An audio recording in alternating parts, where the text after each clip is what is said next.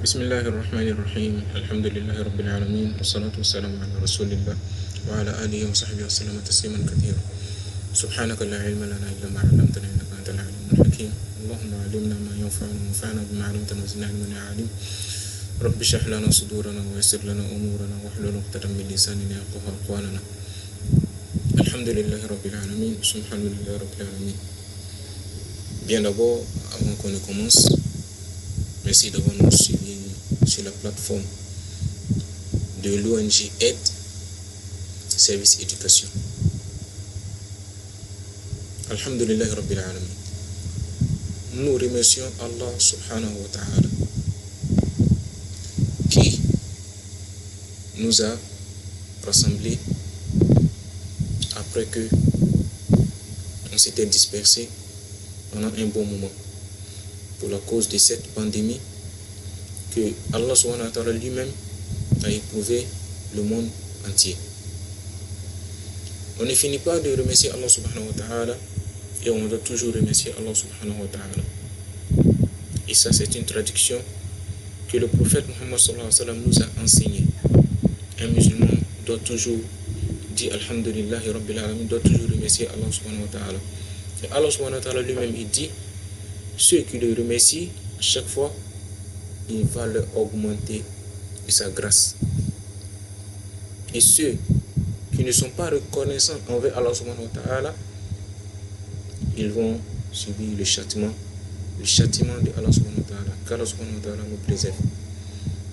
Donc comme ça, nous allons débuter notre séance, notre cours, Inch'Allah, avec le nom de Allah subhanahu wa ta'ala, qui est Bismillahirrahmanirrahim. Après avoir dit Bismillahirrahmanirrahim, ça aussi c'est une traduction parvenant du prophète sallallahu alayhi wa sallam, toute bonne chose doit être débutée avec le nom de Allah. Nous allons faire la salade sur le prophète lui-même, Muhammad sallallahu alayhi wa sallam. Après tout ça, nous vous disons Assalamu alaikum wa rahmatullahi wa barakatuh. Mes chers frères et chers élèves, après avoir remercié Allah subhanahu wa ta'ala,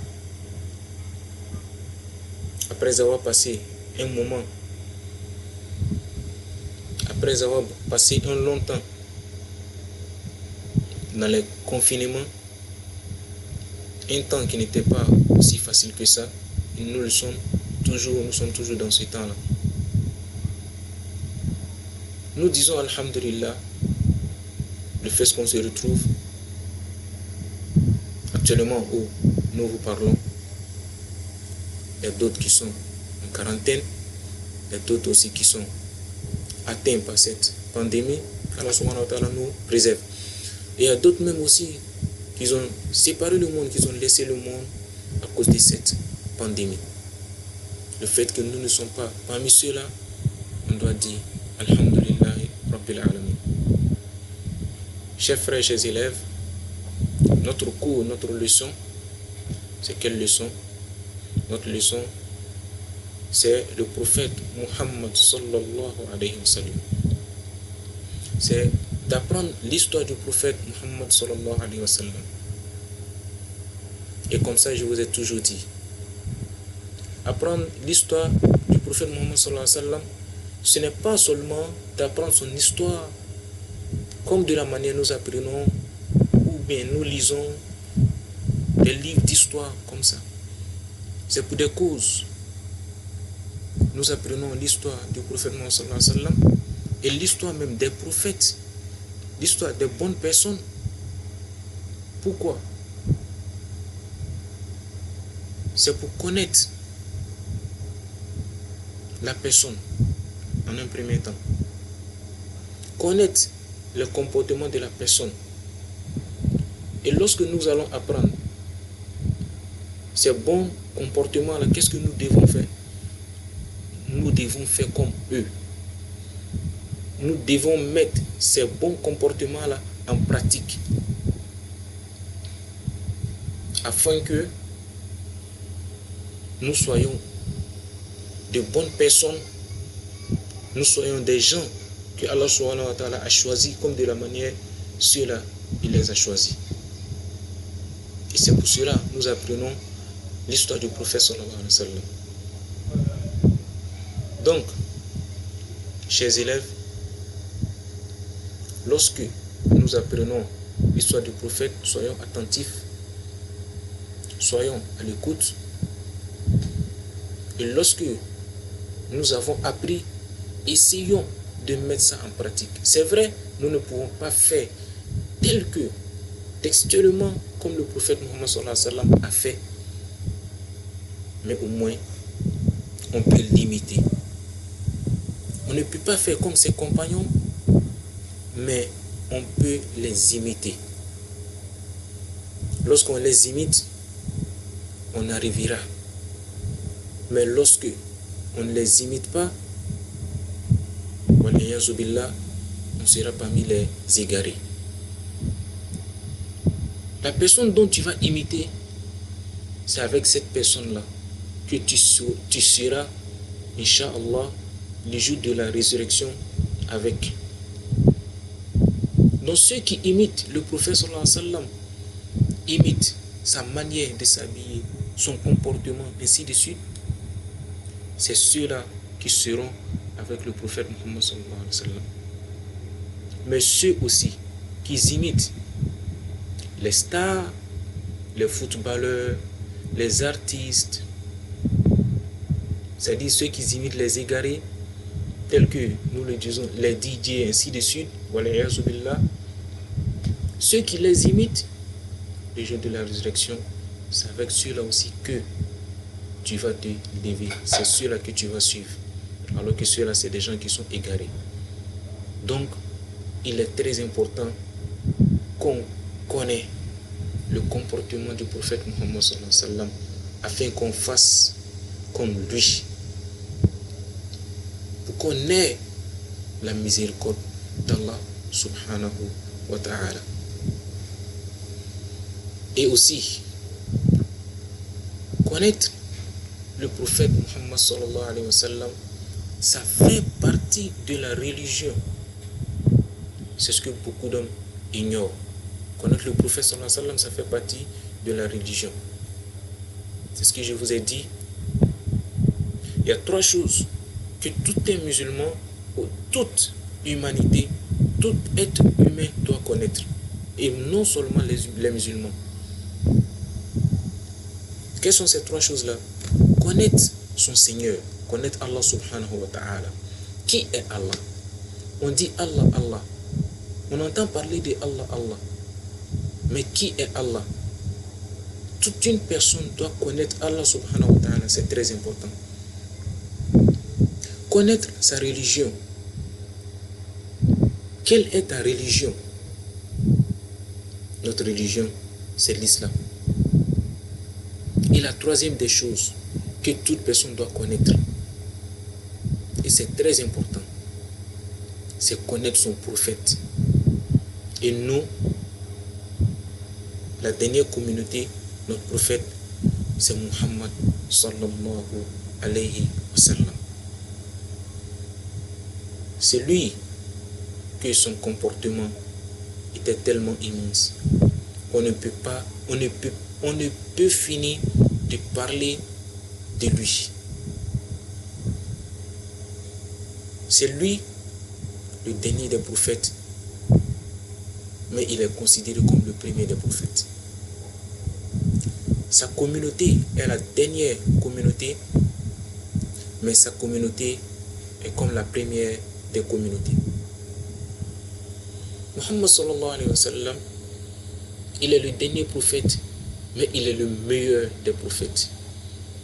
C'est pour cela que j'ai dit, il est le dernier, mais il est le premier. Il est le dernier prophète qu'Allah subhanahu wa ta'ala a envoyé, le dernier messager qu'Allah subhanahu wa ta'ala a envoyé, mais c'est lui qui est le chef, qui est l'imam de tous les prophètes qui l'ont précédé, de tous les messagers qui l'ont précédé. Le prophète sallallahu alayhi wa sallam, sa communauté est la dernière des communautés, mais sa communauté est la meilleure des communautés. Ça, c'est la communauté du prophète Muhammad sallallahu alayhi wa sallam. Nous, en tant que La communauté du prophète Mohammed sallallahu alayhi wa sallam, on doit être fier de cela. Et le prophète sallallahu alayhi wa sallam, c'est lui qui sera la première personne à rentrer dans le paradis. Et pour cela, à cause de lui, sa communauté aussi sera la première des communautés à rentrer dans le paradis. Allahu Akbar. Ça, c'est une grâce que Allah subhanahu wa ta'ala nous a faite.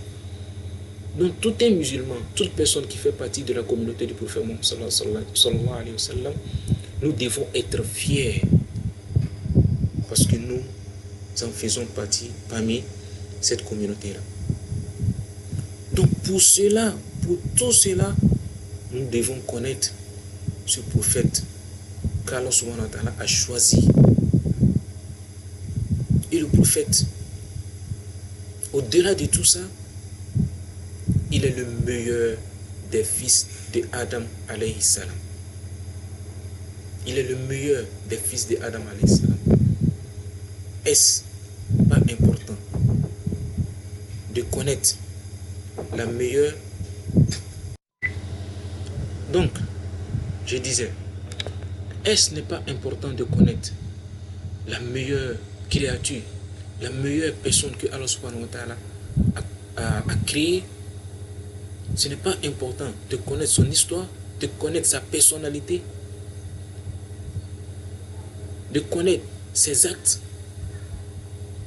au lieu de perdre son temps en train d'apprendre l'histoire de telle star, l'histoire de tel footballeur, de tel artiste, de telle personne, de X, de tel philosophe, qui ne va rien nous apporter dans ce bas monde et qui ne va rien nous apporter à l'au-delà, près de Allah subhanahu wa ta'ala. Alors que c'est lui, le prophète Mohammed sallallahu alayhi wa sallam, qui nous a envoyé la lumière,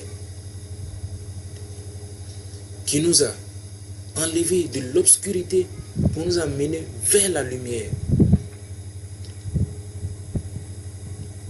Il n'est pas important, mais il est obligatoire de le connaître, de connaître son histoire. Parce que ça fait partie de la religion. Donc pour cela, nous remercions Allah subhanahu wa ta'ala et aussi nous remercions nos frères, les Turcs, l'ONG Aide, Service Éducation, qui ont eu l'idée d'enseigner nos frères, nos élèves, nos enfants, malgré l'accumulation des cours, ils ont eu l'idée, par la grâce d'Allah, d'enseigner l'histoire du prophète. Et pas seulement ça, l'histoire même des prophètes. Au-delà de ça, l'enseignement de la religion même, ça se fait dans leur établissement. Alhamdulillah. Ça, c'est une grâce que vous, aujourd'hui, qui nous assistons, vous, aujourd'hui, qui avez eu la chance d'avoir ces gens d'occasion, ça c'est une grâce qu'Allah subhanahu wa ta'ala vous a faite. Vous ne pouvez pas finir de remercier Allah subhanahu wa ta'ala. Regardons les autres programmes. Quels livres, histoire de quel genre de personnes ils apprennent? Si ce n'est pas les stars, c'est des savants qui ne vont rien leur apporter. Ça ne sera rien comme des ajouts à leur religion. Ce n'est pas tout le monde qui a eu ces chances-là. Donc, la chance que vous avez aujourd'hui, il faut profiter de cette chance-là. Parce que c'est une grâce, c'est un don. Connaître sa vie et connaître en même temps sa religion. Ça, c'est une grâce. C'est comme vous avez deux diplômes. Diplôme de la religion et le diplôme de la vie. Et c'est avec ça qu'on devient meilleur. Mais à condition, lorsque on sait ce qu'on veut, lorsque on sait ce qu'on doit faire, lorsqu'on prend courage, lorsqu'on apprend comme il le faut. Donc, comme aujourd'hui étant notre première séance, après avoir passé un bon moment, comment nous allons procéder, Inch'Allah. Ce que nous allons faire, Inch'Allah, il faudrait qu'on connaisse le prophète. Après avoir passé un bon moment, il se peut qu'il y a d'autres qui ont oublié des parties. Il se peut même qu'il y a d'autres qui n'ont plus fait de révision, qui n'ont plus révisé le livre, qui est l'histoire du prophète Muhammad sallallahu alayhi wa sallam. Donc pour cela, nous allons essayer de faire un petit résumé. Après le résumé, nous allons passer aux questions-réponses. Peut-être pour ceux qui avaient oublié des choses, nous avons dit, on doit le connaître, c'est notre prophète. Les chrétiens, ils apprennent à leurs enfants qui est Isa, alors qu'ils sont dans le faux. Mais nous, qui disons que nous sommes sur la vérité, alors qu'on ne connaît même pas notre prophète, ça fait pitié, c'est vraiment dommage. Donc pour cela, nous allons revenir un peu en arrière, les cours précédents, essayer de faire un peu de révision pour ramener les leçons qu'on avait oubliées, Inch'Allah. Et en même temps, je vous avertis que la semaine prochaine, Inch'Allah, ce sera un devoir ou une interrogation. En tout cas, apprêtez-vous. Ce sera un devoir ou une interrogation de 15 à 20 minutes seulement. Et on va continuer notre cours. Nous sommes un peu en retard. Donc, le prophète sallallahu alayhi wa sallam, qui fait partie de la descendance d'Ibrahim alayhi salam. Ibrahim, que nous le connaissons, que Allah subhanahu wa ta'ala l'a appelé Khalili, le prophète sallallahu alayhi wa sallam fait partie de sa descendance. Donc cela veut dire que le prophète c'est quelqu'un que Allah subhanahu wa ta'ala a choisi parmi ceux dont Allah subhanahu wa ta'ala a choisi. Donc c'est un meilleur. C'est un bon parmi les bons. C'est un meilleur parmi les meilleurs. Comme ça, le prophète sallallahu alayhi wa sallam, il est né à la Mecque. C'est un Mecquois, il est né à la Mecque. Ses parents étaient à la Mecque. Donc c'est là qu'il est né. Le prophète sallallahu alayhi wa sallam, son père s'appelait Abdullah et sa mère qui s'appelait Aïcha. Et sa mère qui s'appelait Amina. Pardon. Son père était Abdullah et sa mère s'appelait Amina. Le prophète sallallahu alayhi wa sallam, il n'a pas vu son père. Dans l'histoire du prophète sallallahu alayhi wa sallam, on doit tirer beaucoup de choses. On doit tirer des leçons de vie dans son histoire.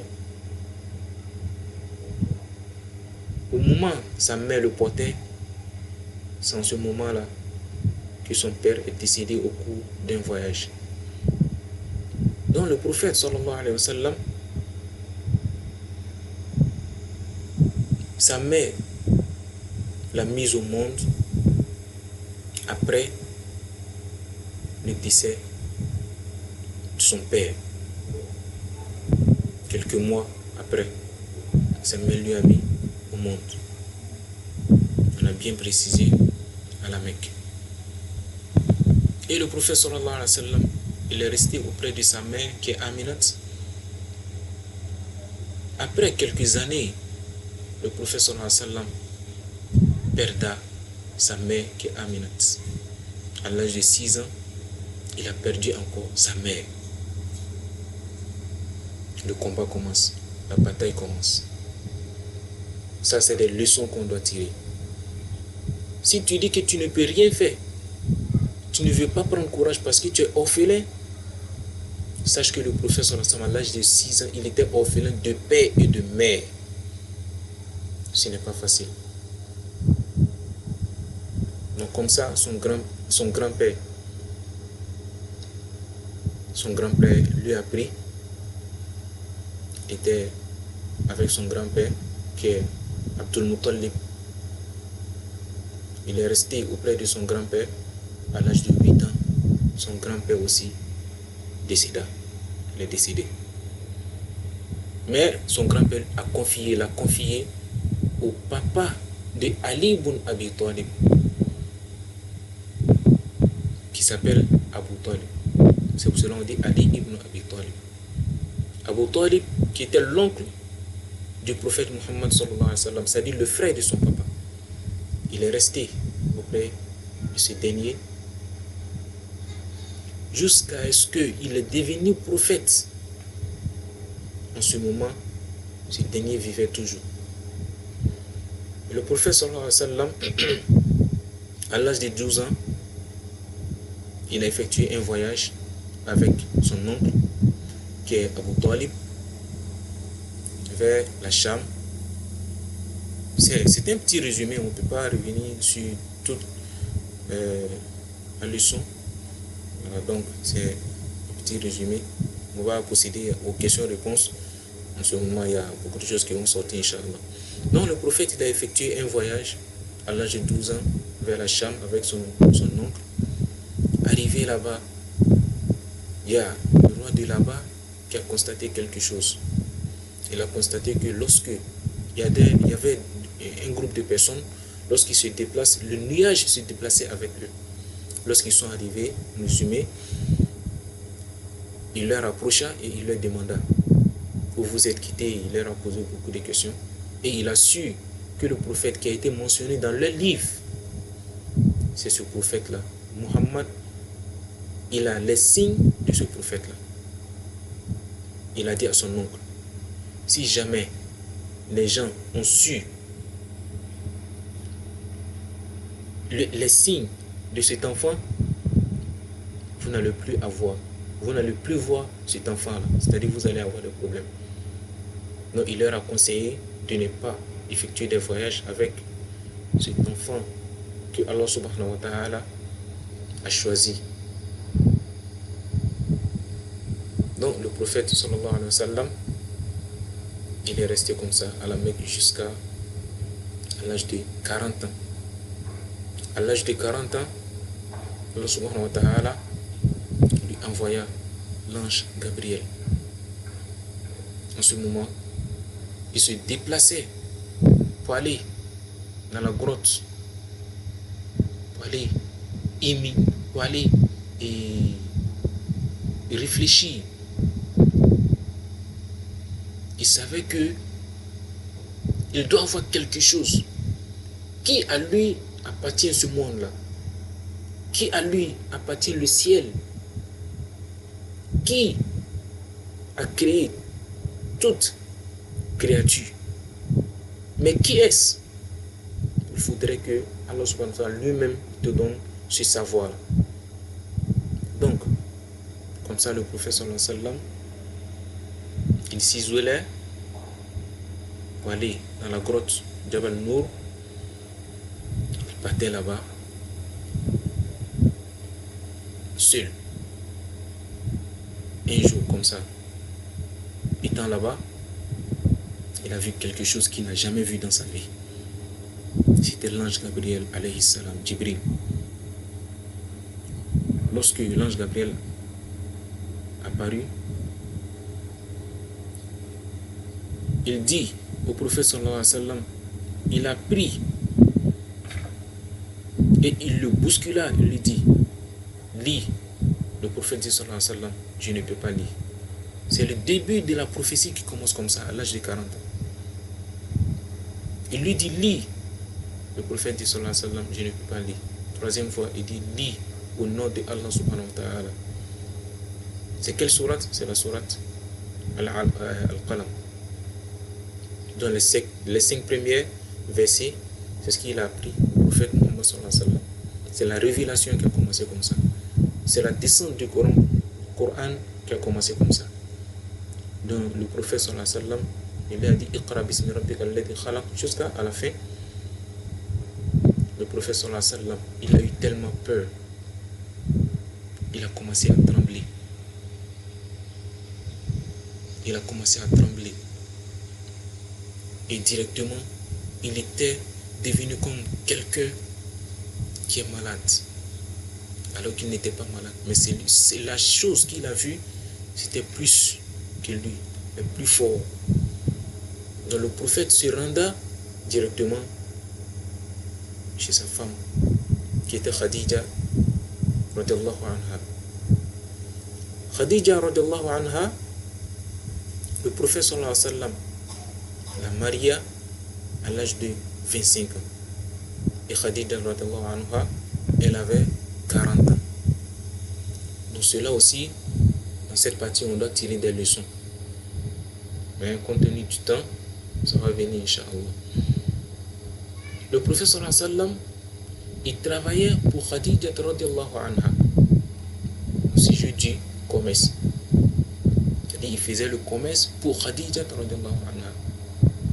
Lorsque Khadija radiallahu anha, elle a vu du prophète le bon comportement, elle a vu que le prophète sallallahu alayhi wa sallam était honnête, il était bon, elle a aimé le comportement du prophète et elle lui a proposé à lui marier. Et le prophète aussi sallallahu alayhi wa sallam a accepté. Donc en bref, le prophète sallallahu alayhi wa sallam, il s'est rendu chez Khadija radiallahu anha. Et Khadija a essayé de lui dire de bonnes paroles afin que il revienne en lui, afin qu'il soit stable. Et lorsque le prophète s'est stabilisé, Khadija radiallahu anha lui a demandé, et le prophète sallallahu alayhi wa sallam lui a expliqué ce qui s'est passé dans la grotte.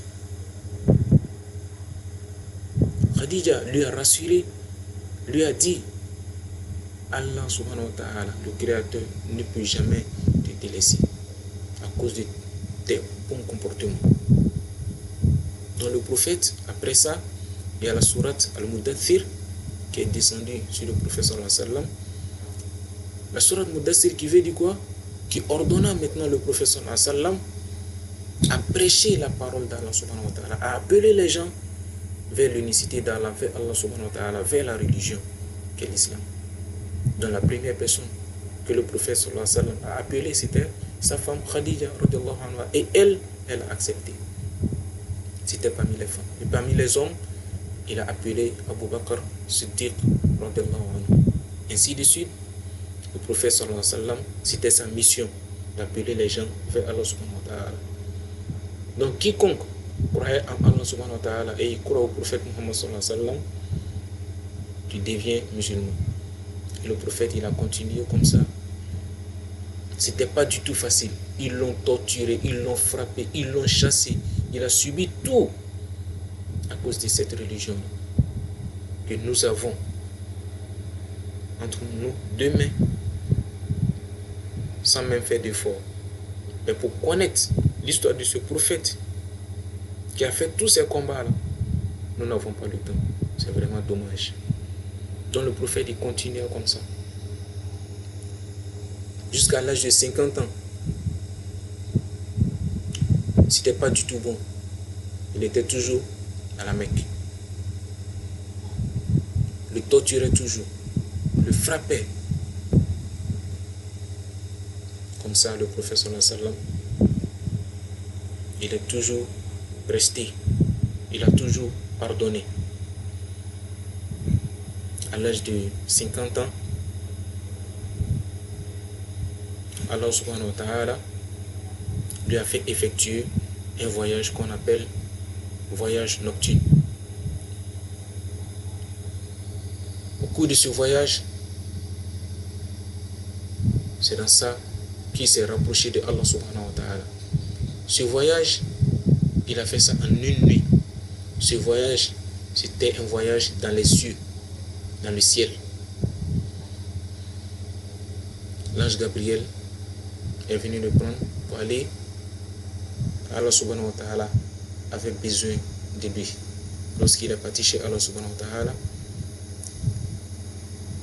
Allah subhanahu wa ta'ala l'a parlé et il a répondu à la parole de Allah subhanahu wa ta'ala. C'est-à-dire, il a entendu la parole de Allah subhanahu wa ta'ala. Ça aussi, c'est une grâce qu'Allah subhanahu wa ta'ala n'a pas fait à tout le monde. Parmi les prophètes, c'est lui donc que Allah subhanahu wa ta'ala a parlé avant le prophète Muhammad, c'était Moussa alayhi salam. Donc, c'est pour cela qu'on appelle Moussa Kalimullah, c'est-à-dire l'homme dont Allah subhanahu wa ta'ala a parlé. Et le prophète aussi, Allah lui a parlé en haut auprès de Allah subhanahu wa ta'ala, là-bas. Qu'est-ce que Allah subhanahu wa ta'ala lui a donné?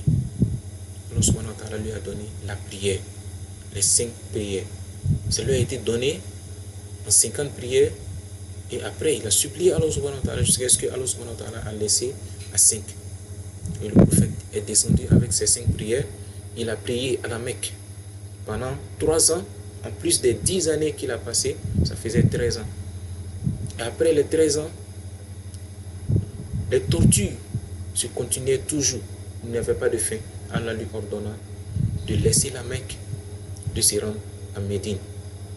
C'est après avoir passé 13 ans, après la prophétie, il a été prophète à l'âge de 40 ans, et il a fait 13 ans après la prophétie, ça faisait 53 ans, à l'âge de 53 ans, Allah lui ordonna de faire la hijra, c'est-à-dire de se déplacer de la Mecque vers la Médine, pour mieux pratiquer sa religion, pour mieux pratiquer l'islam. C'est pour cela Allah subhanahu wa ta'ala lui ordonna d'effectuer ce déplacement. Ce n'était pas pour aller chercher de l'argent, mais c'est pour qu'il pratique mieux sa religion. Donc comme ça, le prophète sallallahu alayhi wa sallam s'est rendu à Médine et il a passé 10 ans aussi à Médine. En plus des 13 ans, après la prophétie, ça fait 23 ans. Et c'est à l'âge de 40 ans, il a été prophète, donc en tout ça faisait 63 ans. Donc c'est après beaucoup de choses qu'on aura le temps d'expliquer, Inch'Allah, après beaucoup de choses qui se sont passées, qui se sont déroulées pendant tous ces temps-là. Allah subhanahu wa ta'ala a rappelé notre cher prophète Muhammad sallallahu alayhi wa sallam un lundi matin, bonne heure après Fajr. Donc, c'était un petit résumé sur l'histoire du prophète alayhi salam. Donc nous allons passer maintenant questions-réponses de ce que on a appris à propos de notre cher prophète Muhammad sallallahu alayhi wa sallam.